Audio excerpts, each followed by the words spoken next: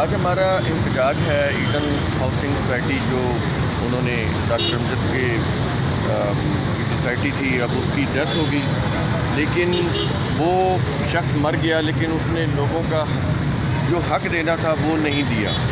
11 سال سے Eden factories سڑکوں پر ہیں۔ کچھ لوگ تو اس دنیا سے اپنے حق کی وہ لیتے لیتے اس دنیا سے چلے گئے، حق نہیں ملا۔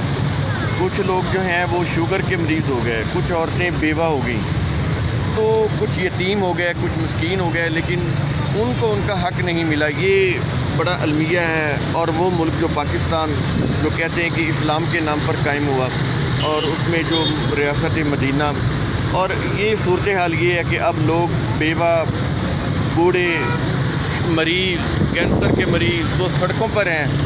وہ شخص جو ہے دنیا سے چلا گیا اور عبرتناک موت مرا ہے۔ سب کچھ ہوتے ہوئے بھی اس کے کاندھے کو اس کے جنازے کو کاندھے دینے کے لیے اس کی اولاد نہیں نکل سکی۔ یہ اللہ تعالیٰ دنیا میں دکھاتا ہے عبرت۔ تو وہ خالی ہاتھ آیا تھا، وہ اس دنیا سے خالی ہاتھ گیا، لیکن اس نے لوگوں کا حق نہیں دیا۔ اب آ جاتے ہیں وہ جو اس کی مسز ہیں اور آگے اس کے بچے ہیں۔ پہلے نمبر پہ تو اس کی مسز۔ اب بہانہ یہ بنایا جا رہا ہے کہ عزت ہے۔ عزت بھائی کون سی عزت؟ ٹھیک ہے عزت ہے، اس میں یہ نہیں ہے کہ عورت عزت ضروری کام کے لیے باہر نہیں نکل سکتی۔ قرآن میں کہیں بھی نہیں ہے کہ عزت میں عورت باہر نہیں جا سکتی اپنی ضرورت کے لیے۔ یہ انہوں نے خود ساختہ چیزیں بنائی ہوئی ہیں۔ تو پھر قرآن میں یہ بھی ہے کہ لوگوں کا حق نہ مارو۔ تو جو حق مارا تھا وہ قانون کہاں پہ گیا؟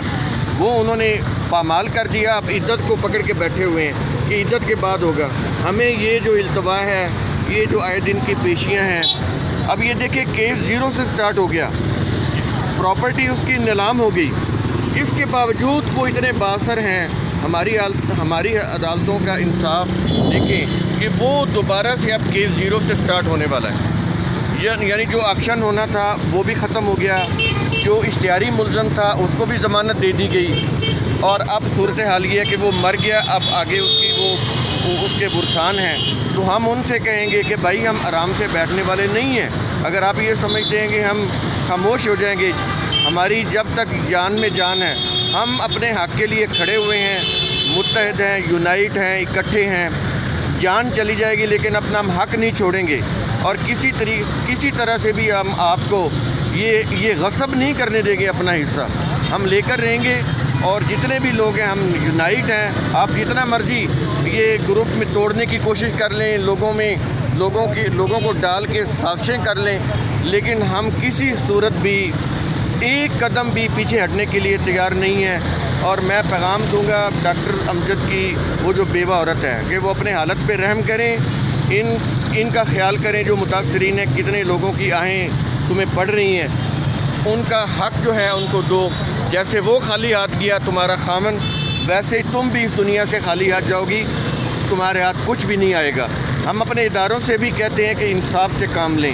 اگر نیب انصاف سے کام لیتا تو آج تک یہ کام ہو چکا ہوتا، لیکن وہ بارگیننگ میں پڑے رہے، اور آج افیکٹو جو ہیں، کوئی شوگر کا پیشنٹ ہے، کوئی کینسر میں مبتلا ہو گیا، کوئی عورت بیوہ ہو گئی، کسی کا وہ وارث جو ہے وہ فوت ہو گیا، بچے چھوٹے چھوٹے یتیم ہو گئے۔ تو یہ صورتحال ہے۔ تو یہ کم از کم انصاف سے کام لیں کہ اتنا ہی انصاف کر دیں کہ چلے اتنے عرصہ یہ افیکٹو جو ہیں متاثر ہیں اتنے سالوں سے، تو اب تو ان کا حق دے دیا جائے۔